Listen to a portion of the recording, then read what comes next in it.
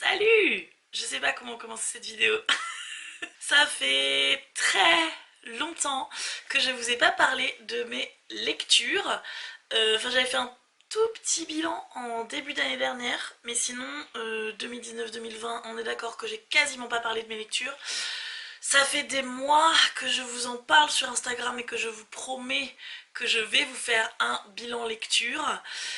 J'ai répertorié toutes les lectures que j'ai faites en 2019 et en 2020 dont je ne vous ai pas parlé. Ça fait quand même beaucoup de livres, donc j'ai séparé le tout en 3 vidéos. Il va y avoir une vidéo comprenant toutes les fictions hors lecture de l'imaginaire, hors SFFF, donc science-fiction, fantasy, fantastique. Donc une vidéo roman générique, on va dire. Ensuite, une vidéo SFFF justement, et il y aura une troisième vidéo avec les BD, le théâtre, la poésie, les essais. Aujourd'hui, ça va être la vidéo fiction hors SFFF. J'ai 16 livres à vous présenter aujourd'hui. Ça paraît beaucoup, mais à vrai dire, il y a des livres, je ne me souviens même plus les avoir lus, je ne me souviens même pas de quoi ça parle, donc je pense que la majorité, ça va aller vite, et je vous avoue que j'appréhende un peu. J'ai peur que l'exercice soit très difficile parce que j'ai peur de rien me rappeler. Je commence avec un livre policier avec Entre deux mondes de Olivier Norek. On va suivre l'histoire de Adam qui est policier au Moyen-Orient. Je crois qu'on ne sait pas exactement quel pays. Et il va décider de passer en France avec sa femme et sa fille. Mais ils peuvent pas emprunter le même chemin. Donc il perd sa femme et sa fille. Je vous dis pas s'ils se retrouvent ou pas. Et il va se retrouver dans la jungle à Calais. Leur but c'est d'aller en Angleterre. Il va se retrouver dans la jungle à Calais et il va y avoir un crime. Je sais plus exactement, ça je viens de le lire sur la 4ème de couverture. Mais je sais plus ce qui se passe. Mais bref, je sais qu'il va enquêter et il va s'allier avec un policier français. Et ils vont enquêter. Et je sais plus rien du tout sur l'enquête. Tout ce dont je me souviens, c'est que j'avais bien aimé ce livre. Sans plus. Enfin, je veux dire, Olivier Norek, je sais qu'il est très connu, très réputé dans les romans policiers français.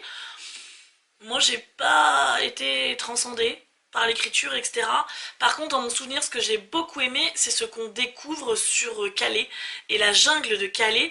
Et je me souviens que juste après, j'avais vu un téléfilm avec Marc Lavoine sur France 2, je ne sais plus comment ça s'appelait, qui était un peu sur le même sujet, pareil, une enquête dans la jungle de Calais. Et c'est vrai que c'est un sujet dont finalement on parle peu dans les médias et qui est assez révoltant, même très révoltant. Et j'ai beaucoup aimé lire et apprendre sur ce sujet. Je trouve que Olivier Norek, il a le courage un peu, même beaucoup, il a le courage de dénoncer ce qui se passe là-bas et dont on parle trop peu.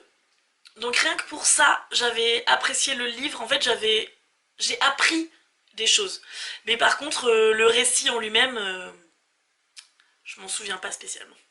Je viens de me rendre compte qu'en fait, j'ai mis des avis sur mes lectures, sur Livre Addict. Mais génial! Mais quelle bonne idée! Comme ça, je me souviens de ce que je pensais de la lecture quand je l'ai finie. Face au vent de Jim Lynch, on suit une famille qui est passionnée de voile depuis toujours. Et ils se sont déchirés, ils se parlent quasiment plus, ils ont perdu toute leur cohésion. Et puis un événement va faire qu'ils se retrouvent. Sincèrement, je me rappelle plus du récit. Dans mon souvenir, comme ça, j'ai un sentiment de j'ai bien aimé, mais je sais plus de quoi ça parlait. Et du coup, alléluia, j'ai mis un avis sur Livre Addict. Dans ce livre, l'auteur parle énormément donc de la voile, des bateaux, etc. Tout le vocabulaire technique du bateau, etc. est très compliqué et j'ai trouvé ce côté un peu rébarbatif. Mais les personnages sont vraiment très bien écrits, on s'attache tout de suite aux personnages. J'ai été très touchée par la fratrie, j'ai trouvé le livre original, mais à vrai dire, je saurais plus vous dire pourquoi en détail. C'est ce que j'avais écrit dans mon avis, mais je me souviens plus. Tout ce que je sais, c'est que j'avais mis un autre livre de Jim Lynch dans ma wishlist. Ce qui veut dire que quand je finis un livre et que je mets un autre des livres de l'auteur dans ma wishlist, c'est que vraiment j'ai aimé pour que j'ai envie de lire autre chose. Aller simple pour Pyongyang de Jean-Louis de Montesquieu. Jean-Louis de Montesquieu reprend l'histoire vraie de 4 soldats américains qui sont prisonniers en Corée du Nord pendant 30 ans, je crois, voire même plus, mais au moins 30 ans, et donc il romance, il réécrit l'histoire de ces 4 soldats. En fait, il imagine leur vie de tous les jours, leurs conversations, etc. Il écrit tout ça avec un humour très subtil, mais surtout, ce que je retiens du livre, c'est ce que j'ai appris de la Corée du Nord. Parce qu'en fait, si j'ai bon souvenir, j'aurais pu vérifier. Ces soldats ont témoigné en fait après leur libération, parce que je crois qu'ils ont été libérés, et que c'est comme ça en fait qu'on sait ce qui leur est arrivé. Et du coup ils ont témoigné et ils ont raconté ce que c'était de vivre en Corée du Nord, et ça c'est très très très intéressant. On le sait que la Corée du Nord c'est énormément de poudre aux yeux, mais qu'au final c'est un pays misérable, la population vit dans une misère sans nom, mais après il y a tout ce qu'on nous montre, toute la richesse, le luxe pour impressionner les étrangers, et donc on voit vraiment ce contraste dans le livre entre la misère du peuple et la mise en scène pour l'étranger. Et j'ai vraiment appris beaucoup de choses, et sur ce plan-là, j'ai trouvé le livre très instructif et très intéressant. Donc si c'est un sujet qui vous intéresse, mais que vous n'avez pas envie de lire un essai sur la Corée du Nord, ce que je peux comprendre, vraiment ce livre c'est une bonne base pour commencer à découvrir un peu le pays et ce qui se cache derrière la façade. La Rose de Louise Erdrich. Ça se passe aux États-Unis dans une communauté amérindienne en 1999. La communauté des Amérindiens Ojibwe. Un homme part à la chasse au cerf et il tire, et en fait au lieu de tuer le cerf, il tue le plus jeune fils d'un de ses voisins et amis. Et selon une coutume ancestrale, quand tu tues le fils de quelqu'un, tu dois lui donner ton propre fils. Donc la Rose, le plus jeune fils de cet homme, va changer de famille et va aller vivre dans la famille en deuil. Et Louise Erdrich va donc imaginer tout ce qui peut se passer autour de ça. La douleur de la mère qui vient de perdre son fils, qui déteste la famille qui l'a tué, et qui donc déteste ce nouveau fils qu'on lui donne, mais en même temps elle a un besoin de maternité fort, donc tous ces sentiments contradictoires, comment le petit, qui est vraiment très jeune, comprend cette impression d'abandon, etc. La culpabilité et la douleur du père, la mère du fils vivant qui part dans l'autre famille, comment elle le vit, euh, tout ça est mélangé et très très bien écrit par Louise Erdrich. C'est très intéressant de lire tout ça. Après j'ai trouvé que le début était un peu long.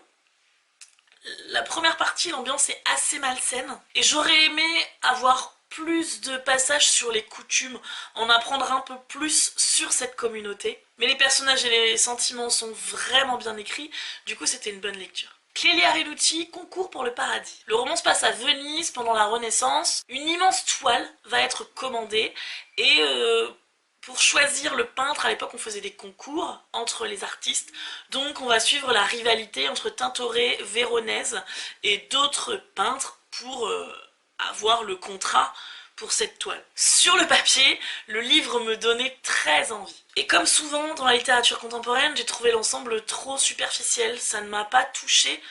Dans la deuxième partie du livre, l'autrice parle concrètement du travail de l'artiste à l'époque. Cette partie-là m'a intéressée, mais le reste du récit, ouais, franchement, je me suis ennuyée. Tous les péchés sont capitaux de Daria Deux-Sombre, ou Deux-Ombres, je ne sais pas. C'est une autrice russe, c'était son premier roman, un roman policier. Une jeune femme qui est fascinée par les tueurs en série depuis toujours, veut devenir enquêtrice, et il y a, comme par hasard, un tueur en série qui va commencer à sévir, je crois que c'est à Moscou. Le tueur en série met en scène ses victimes selon des rites de la religion orthodoxe. Et elle va donc s'allier avec un enquêteur pour résoudre l'enquête, pour trouver le meurtrier. Avouez que sur le papier, ça sonne trop bien. Mais alors je vais vous lire ce que j'ai écrit comme avis. Mal écrit, incohérent, très mauvais, temps perdu. Alors oui, dans mon souvenir, j'allais vous dire, je crois que j'ai pas trop aimé, ne lisez pas ce livre. Là où les chiens aboient par la queue de Estelle Sarabul. Une jeune fille métisse qui vit en banlieue parisienne s'interroge sur ses origines. Elle va aller voir son oncle qui va lui raconter les souvenirs familiaux. On a plusieurs points de vue dans ce roman. On a le point de vue de la jeune fille, le point de vue de l'oncle et le point de vue de je ne sais plus qui. J'adore les romans avec plusieurs points de vue où plusieurs personnages vont donner leur point de vue sur un même événement. Chacun le voit différemment et à chaque fois ça donne des petites subtilités que j'aime beaucoup. Les origines de la jeune fille sont en majorité guadeloupéennes et donc la majorité du roman se passe en Guadeloupe. J'adore les romans qui se passent dans les Antilles parce que souvent ça signifie réalisme magique. Si vous ne savez pas ce qu'est le réalisme magique, si vous ne m'avez jamais entendu en parler, je vous conseille d'aller voir ma vidéo sur Barjavel. Je me suis beaucoup attachée au personnage, j'ai adoré l'ambiance du livre, il y a de l'humour, il y a vraiment beaucoup de choses. Un très très bon premier roman, j'avais adoré et d'ailleurs du coup je me dis que je vais aller regarder si Estelle Sarabul n'a pas écrit d'autres romans depuis parce que je serais très curieuse et très avide d'en lire d'autres. La Rose de Saragosse de Raphaël Jérusalem. Ça se passe en Espagne pendant l'Inquisition. On suit un homme qui est un indique, un pauvre type, un brigand, un malotru. Un malotru, j'aurais dit malotru dans une vidéo, j'aime beaucoup ce mot. Mais c'est aussi un artiste. Mais bon bah ça personne le sait quasiment. Et il va tomber amoureux d'une jeune fille qui est artiste aussi. Je vous avoue, je ne sais plus ce qui se passe. Mais je sais que j'ai adoré ce roman. Pareil, je vais vous lire ce que j'ai écrit. Ambiance parfaite, plume envoûtante, intrigue surprenante, personnage attachant. Et j'ai ajouté que je comptais lire d'autres livres de l'auteur tellement celui-ci m'avait plu. Donc si les ambiances 15e siècle en Espagne, Inquisition, et si je me souviens bien, on parle notamment de gravure dans ce livre, avec une petite histoire d'amour entre une jeune fille aristocrate et un brigand dont personne ne connaît la face cachée vous intéresse, je vous conseille ce livre, il est court et il se lit très vite dans mon souvenir. Et là, attention, on va parler d'un livre que j'ai dans ma bibliothèque. Sur les 16, j'en ai 2. Sinon, tous les autres, c'est soit je les ai empruntés, soit je les ai lus en e-book, voilà. Donc là, j'en ai un, attention. Donc, La Fée Carabine de Daniel Pennac, le tome 2 de sa saga sur la famille Malocène. C'est un peu compliqué de vous faire un résumé étant donné que c'est un tome 2, mais on suit toujours la petite famille Malocène, Benjamin et tous ses frères et sœurs. Benjamin, il a vraiment pas de chance, jamais dans sa vie. Et donc il va être mêlé à une enquête avec des mafieux, comme d'habitude avec Daniel Pennac dans la saga Malocène. L'intrigue est parfaitement absurde, l'écriture est à mourir de rire. Après je me souviens que j'avais eu beaucoup de mal à rentrer dans ce tome. Je l'ai trouvé très difficile à lire au début, j'ai eu vraiment du mal à rentrer dans l'histoire et à comprendre où Daniel Pennac voulait nous emmener. Parce qu'il a une écriture que j'aime, où il nous donne très peu d'indices et c'est à nous d'interpréter, ça j'aime beaucoup. Mais ouais, là au début ça a été un peu compliqué. En tout cas comme d'hab, c'était drôle et délicieux. Si vous avez jamais lu la saga Malocène de Daniel Pennac, je vous conseille le premier tome qui s'appelle Au bonheur des ogres. Je dirais juste sur ce livre, j'avais fait un post Instagram dessus, vous pouvez aller voir sur mon fil Instagram si vous voulez. Mais il y a un passage où il y a une description d'un viol ordinaire. C'est-à-dire, sa copine est dans le coma, et pour la réveiller, il décide de lui faire l'amour tendrement. Cette scène est écrite de façon très romantique, sauf que bah non en fait, elle est dans le coma. Donc comment tu veux qu'elle donne son consentement? Non en fait, non. Je vais pas m'énerver sur cette vidéo, j'ai toujours dit que sur les vidéos j'essayais de pas m'énerver sur les choses politiques etc. Mais non en fait c'est pas possible et du coup j'aimerais lire cette saga, j'aimerais continuer mais en fait ça m'a tellement choquée et déçue que ça me bloque en fait, j'ai un blocage. Et donc si vous allez voir sur mon fil Instagram pour pas que je m'étende trop sur le sujet, j'avais mis une photo du passage, une photo du livre et ensuite une photo du passage. Si vous voulez aller lire, me donner votre avis. Daniel Pennac avait mis un like sur mon post d'ailleurs, mais il s'était pas exprimé. Je sais pas s'il avait juste vu la photo de son livre et s'il avait pas lu le commentaire. Ok, c'est écrit dans les années 80 et on parlait moins du consentement, mais moi ça me dérange. Et ça devrait déranger tout le monde, et pas que moi. Bienvenue à Korototoka de Anne Odsby. 5 amis dans la fleur de l'âge sont des amis de lycée qui se sont perdus de vue avec les années. Là dans le livre, elles ont entre 60 et 80 ans, si je me souviens bien. Et il y en a une qui achète une plantation de cacao aux Fidji et elle écrit à ses 4 autres amis et leur dit viens, abandonne tout, viens vivre aux Fidji avec moi. Et donc ce sont des femmes, pour certaines, qui ne se sont pas parlé depuis 20, 30, 40 ans Elles ont toutes eu des vies différentes, elles ont évolué différemment, elles ont eu des expériences, des douleurs, des bonheurs différents, et elles vont se retrouver dans cette plantation de cacao, et elles vont se redécouvrir et elles vont apprendre sur elles-mêmes, et c'est un roman plein de magie, d'amitié, d'espoir. J'ai vraiment beaucoup aimé. 2,10 m de Jean Hatzfeld. On suit l'histoire de 4 sportifs de haut niveau des années 1980 à aujourd'hui. 2 haltérophiles, un américain et un kirghize, et 2 sauteuses en hauteur, je sais pas si on dit comme ça, une américaine et une kirghize aussi. L'américaine et la kirghize vont se retrouver des années plus tard, et donc on va avoir leur séjour au Kirghizistan, où l'américaine va retrouver la sauteuse kirghize, et puis les souvenirs des Jeux Olympiques, de leurs entraînements, etc. Alors, je vous avoue que moi, au début, j'aurais eu ce livre dans les mains en librairie, j'aurais lu la 4e de couverture, ça ne m'aurait pas intéressé du tout. Et en fait, ce livre a été une surprise, mais une superbe surprise. Parce que finalement, ce qu'on pourrait penser, c'est que ça parle de sport et que c'est inintéressant. Mais au final, ça parle très peu de sport. Ça parle surtout d'amitié, de beauté, de courage, de l'importance de profiter des instants présents. Et puis il y a aussi beaucoup de faits historiques sur le dopage, sur ce que c'était d'être un athlète en URSS, des pressions de l'Union soviétique pour être les meilleurs par rapport à la guerre froide, etc.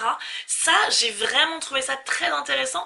Ça permet aussi de voir les relations entre les pays et l'histoire d'un point de vue différent auquel on ne pense pas et auquel on ne s'attend pas. J'ai été très touchée par l'ambiance et par les personnages. Vraiment, je vous le conseille. C'est pas du tout ce à quoi on s'attend. Je suis vraiment très heureuse d'avoir lu ce livre. Midwinter de Fiona Melrose. On va suivre un homme et son père, donc sa mère et la femme du père du coup, est décédée quelque temps avant. Ils vont vivre un hiver très rude et il va y avoir des événements qui vont faire qu'ils vont devoir rétablir la communication. Parce que voilà, en fait depuis la mort, depuis le deuil qu'ils n'arrivent pas à accepter, tous les deux qu'ils n'arrivent pas à vivre, ils communiquent plus du tout. Ils ont perdu complètement leur relation s'est complètement brisée. Et dans ce livre, on va les suivre, essayer de se retrouver et de communiquer à nouveau. Pour moi, le vrai sujet du roman, c'est l'amour et l'incapacité à communiquer avec les autres. L'ambiance du roman est superbe. On a un peu l'impression en lisant le livre que le temps s'arrête. Puis j'ai trouvé les personnages très touchants, un peu maladroits du coup, parce qu'ils ont énormément de mal à communiquer les uns avec les autres. Mais on sent cette soif d'être heureux et de s'en sortir et d'y arriver, et ils m'ont énormément touchée. Ce livre m'a bouleversée. Là, je vous parle de la découverte d'une petite maison d'édition que j'ai faite pendant les vacances l'été dernier, quand j'étais à Toulouse. Donc c'est la maison d'édition Parole, et là c'est la collection Mains de femmes. Ils éditent des petits textes inconnus qu'ils ont envie de mettre en avant. Et là, ils ont édité donc le texte L'homme semence de Violette Ayo. Violette Ayo, elle vivait en Basse-Alpes. Elle raconte en 1850 tout son village perd, enfin tous les hommes partent à la guerre en fait. Et donc il n'y a plus du tout d'hommes dans le village, il n'y a plus que des femmes. Et elles font un pacte. Elles décident que si jamais un homme vient dans le village, peu importe qui il deviendra leur mari à toutes pour pouvoir procréer et que le village ne meure pas. Et ce livre a été publié par la petite fille, je crois, de Violette Ayo. Dans son testament, elle avait demandé à ce que l'histoire ne soit pas publiée tant qu'un certain temps n'était pas passé, mais je ne sais plus combien de temps exactement. Ça, en fait, c'est la libraire qui me l'a raconté, donc je ne sais plus exactement les dates. Mais voilà. Et mais surtout, c'est très beau, c'est très bien écrit. Alors ça fait même pas 50 pages, hein, oui, 42 pages. Mais vraiment, c'est très très bien écrit. Et puis, ça vaut le coup de mettre des petites maisons d'édition inconnues en avant. Donc si vous trouvez ce livre, cette maison d'édition, n'hésitez pas à acheter un coup d'œil, parce que voilà, des textes qu'on trouve pas partout, des petits bijoux, des petites pépites qui valent le coup.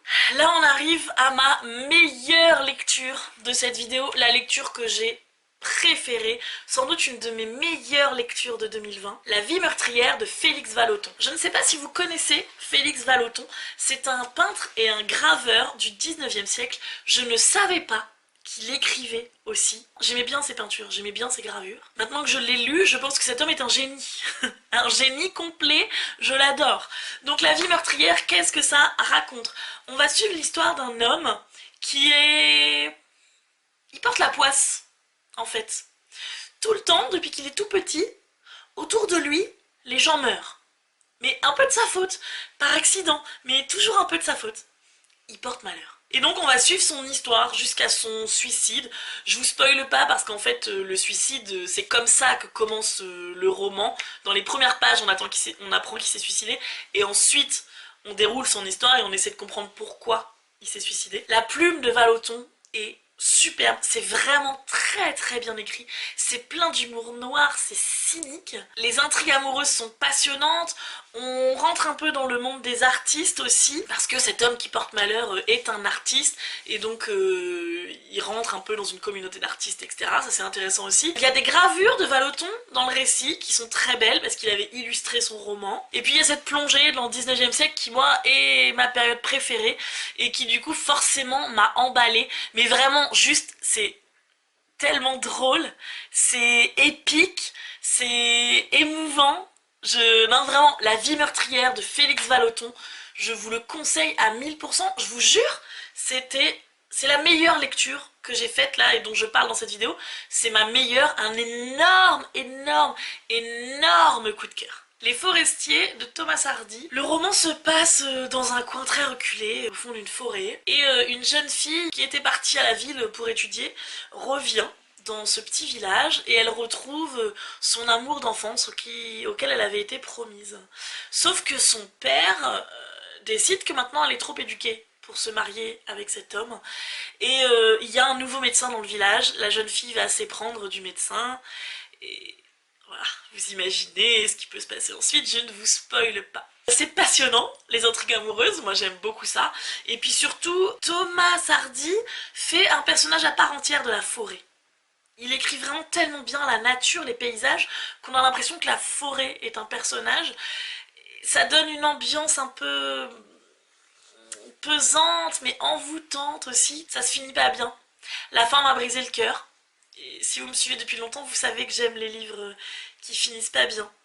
Au début, je me suis un peu ennuyée, j'ai eu du mal à rentrer dedans, et il y a certaines réflexions, notamment sur les femmes, la place des femmes, qui m'ont heurté un peu, et puis ensuite, j'ai refermé le livre, j'y ai réfléchi, et je me suis dit, oui, c'est vrai que ce personnage, il a cette réflexion sur les femmes, mais après, il y a ce personnage de femme qui est l'antinomie de cette réflexion. Donc si Thomas Hardy est capable d'écrire un personnage de femme aussi fort, indépendant, puissant, c'est que pour moi, justement, les propos de l'autre personnage qui m'avait heurté étaient des critiques de cette condition de femme. Je sais pas trop si c'est clair ce que je dis. Mais bref, après réflexion, je me suis dit que vraiment ce roman était un chef-d'œuvre et je comprends pourquoi Thomas Hardy est autant aimé et populaire et j'ai très envie de lire un autre livre de lui. Je crois que c'est Jeannot ce livre qui conseille énormément Loin de la foule déchaînée. Donc je pense que ce sera ma prochaine lecture de cet auteur. On arrive à la fin, il m'en reste 2. Je vous avoue que là j'en peux plus. Pourtant j'ai pas l'impression que ce soit très long là, mais je sais pas, c'était compliqué là. Miroir de nos peines de Pierre Lemaître qui met fin à la trilogie de l'entre-deux-guerres qui comprend Au revoir là-haut et Couleur de l'incendie. Dans ce tome-ci, on va suivre la petite fille, Alice je crois. Non, pas du tout. Louise, qu'on a vu dans Au revoir là-haut, qui est amie avec les 2 personnages de Au revoir là-haut, c'est elle qu'on va suivre cette fois. Et ce roman va se passer pendant l'Exode de 1940. C'est encore un aspect de notre histoire que je connaissais peu, donc ça m'a beaucoup intéressée. J'ai réitéré le livre audio pour ce roman, comme j'avais fait avec Couleur de l'incendie. C'est Pierre Lemaître qui lit le roman et il le lit très très bien, il a une voix grave et puis forcément c'est son livre, donc il sait mettre les émotions, etc. Donc je pense que ça joue sur le fait que j'ai vraiment adoré ce roman. Couleur de l'incendie reste mon préféré de la trilogie, mais Miroir de nos peines j'ai vraiment beaucoup aimé. J'ai trouvé quand même qu'il y avait quelques longueurs et qu'on ne voyait pas trop où voulait en venir l'auteur. Il y a un personnage en particulier qui est lié avec personne, on comprend pas trop d'où il sort mais il est très intéressant, c'était mon personnage préféré. et à la fin on le quitte un peu sans savoir qui il était et ce qu'il faisait là. Alors j'ai entendu une interview de l'auteur où il disait que justement il avait fait exprès, mais moi je suis frustrée de ça, je suis frustrée, j'ai envie d'en savoir plus. Mais en tout cas, si vous avez aimé Au revoir là-haut, si vous avez aimé Couleur de l'incendie, je vous conseille fortement Miroir de nos peines. C'est pas obligé de les lire dans l'ordre, ils se suivent, il peut y avoir des clins d'œil, mais c'est pas obligé de les lire dans l'ordre, vous pouvez lire que Miroir de nos peines, que Couleur de l'incendie. C'est pas très grave, mais en tout cas, c'est une très bonne trilogie que je vous conseille beaucoup. Et le dernier, Pierre de Lune de Wilkie Collins. C'est un roman policier. Alors, via un héritage, une jeune fille reçoit une pierre de lune qui est réputée envoûtée. Et quelqu'un va lui voler, et donc il va y avoir une enquête en huis clos principalement, pour essayer de découvrir qui a volé la pierre de lune. On va suivre plusieurs narrateurs qui vont tous donner leur version. Vous avez vu, je suis passionnée. Hein. Non mais sincèrement, ce livre fait 600 pages, il aurait pu en faire 50. Je me suis ennuyée. Mais ennuyée. Mais c'était nul. Oh, non mais sincèrement, j'ai détesté. J'ai détesté ce livre. Donc voilà. Bah, ne lisez pas. Voilà, c'est tout ce que j'ai à vous dire. Non franchement, Pierre de Lune, c'est considéré comme un classique du roman policier. Mais trop long, trop long. Chiant, chiant à mourir. C'est tout ce que j'avais à dire. Et puis, misogyne et... Alors, sans doute, l'auteur, il va être drôle, mais... En fait, il y a un moment, moi, même pour de l'humour, ça me fait plus rire. J'épouse ma femme de ménage parce que comme ça, elle fera gratuitement ce qu'elle était payée pour faire avant. Non, en fait, même pour rire, ça me fait pas rire. Donc, voilà. Dès le début, j'ai pris l'auteur en grippe et j'ai détesté. Mais bref, voilà. C'est tout ce que j'avais à dire. Ça fait des mois que je vous ai pas fait de vidéo bilan lecture et je sais pas du tout ce que celle-là donne. J'espère que je vous ai au moins donné envie de lire La vie meurtrière de Vallotton et peut-être 2 mètres 10 de Jean Hatzfeld parce que c'était vraiment intéressant. Le reste, je crois que il y avait des trucs cool mais sans plus. Voilà. C'est peut-être pour ça que j'ai pas eu l'air passionné dans cette vidéo. C'est parce qu'il n'y avait pas tellement de bonnes lectures. Mais la prochaine vidéo, la vidéo science-fiction, fantasy, imaginaire, je sais que j'ai eu des gros coups de cœur, donc ça arrive bientôt.